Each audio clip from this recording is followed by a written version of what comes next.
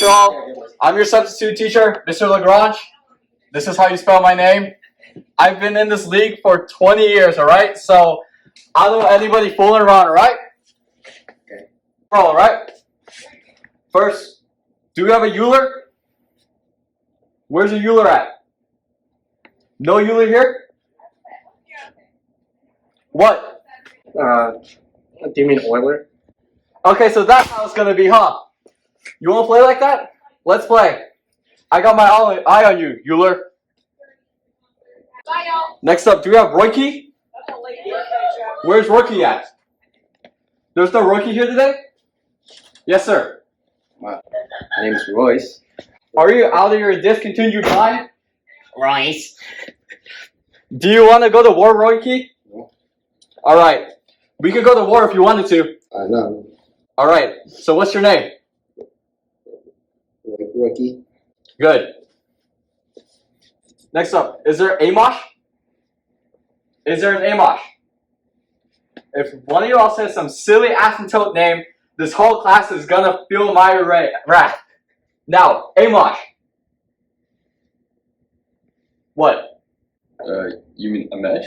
Some of a function. You say your name right now. Amesh?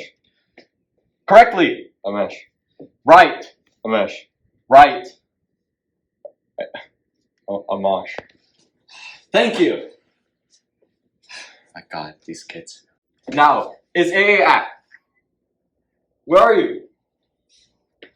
Where is AA at? Right now. No, is AA at? Huh? Well, you better be sick, dead, or mute. Is AA at? Here. Why didn't you answer me the first time? Huh? You know what? I'm just asking you. I said it like 4 times. So why didn't you say it the first time when I said, is AA at? Because it's pronounced Isaac. Some of a function. You done messed up, is AA at? Now take you and your apple out of here. On down to Adam Wood's office right now and tell him exactly what you did. Who? Adam Wood. Principal Adam Wood. Get out of my classroom before I break something. My foot on your asymptote. Insubordinate and churlish. Leave.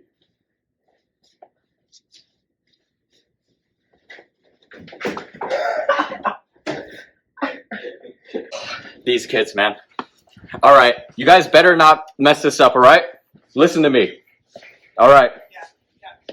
Steely, are you here? Here. Thank you.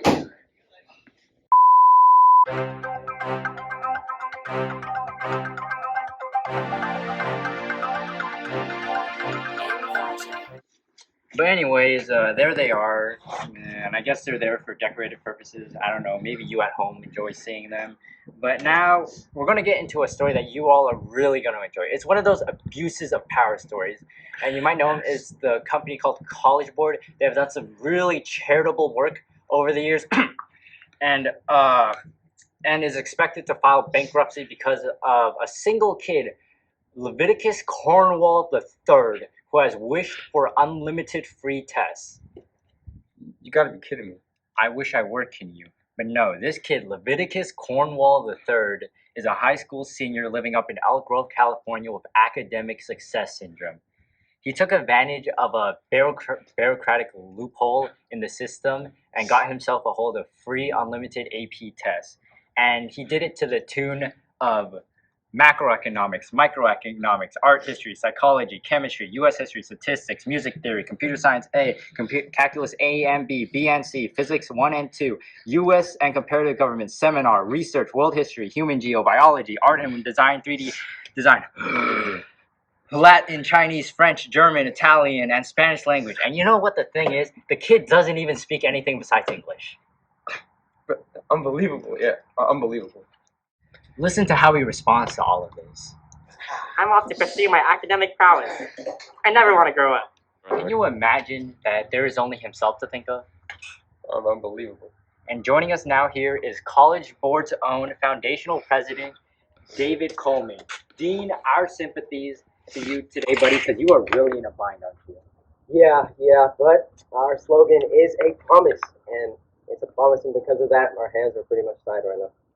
So, Dean, what have you thought to do to fight this situation? Yeah, well, we had a pro bono legal team, but of course, Leviticus and basically held us hostage by not filling in his name in the bubbles, and basically just wished our legal team away. Very clever. Is there anything our viewers can do to help? Well, Leviticus, he's a very, very clever boy, and every day I go in there, it's just more outrageous than the day before. But there is something you can do to help. You can send in donations, just about anything. Really, we're asking for any help here. But worst case scenario, we just grant Leviticus best he's asking for day after day until we graduate. Well, the only hope is coming soon. Well, unfortunately, College Board is now responsible for the best student care for Leviticus, and that was one of his first demands. Wow, this kid thinks of everything, doesn't he? Yes, he does. Well, best of luck to you. We're really hoping for your success. Thanks a lot. I appreciate that.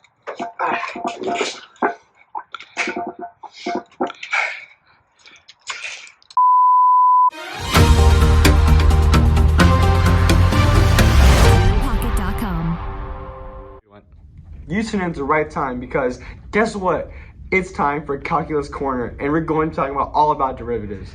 That's right. We're sitting down here with Dr. Timmy Birch. He has just published a definitive book on the formal definition of derivatives, the complete breakdown and history of derivatives.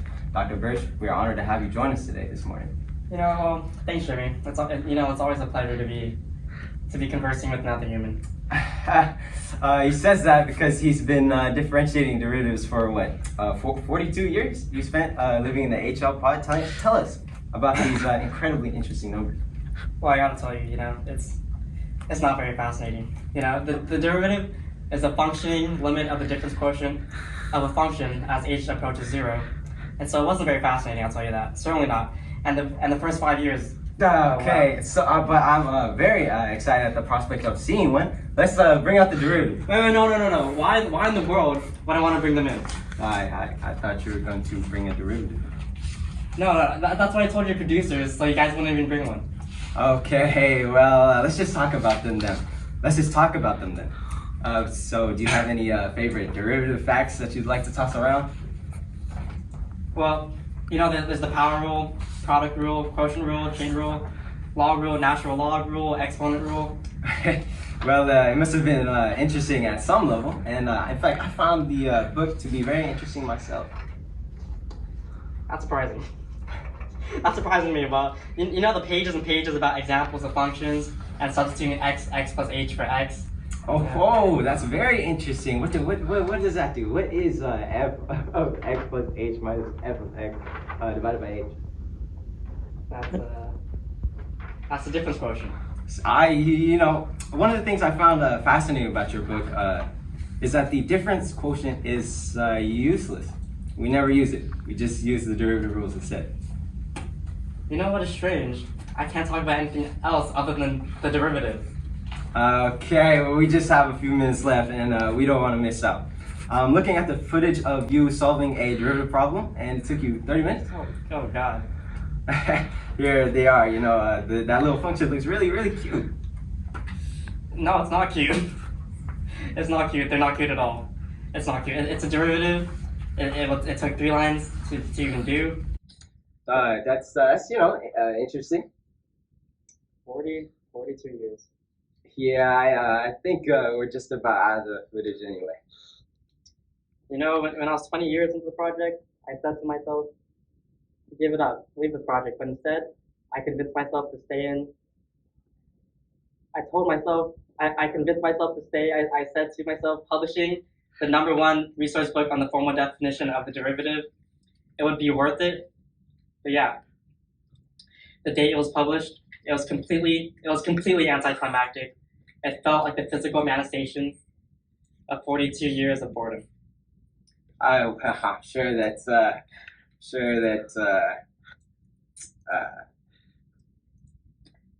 It's okay. Don't apologize. It's my fault. I wasted my life doing this.